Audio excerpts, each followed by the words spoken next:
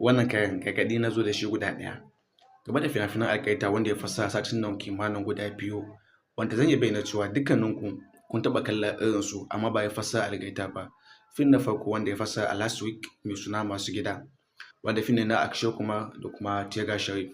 Sai fim wanda ya fassara a wannan week ɗin mai suna Ƙwaro. KGF na biyu ne amma bambancin guda ɗaya ne.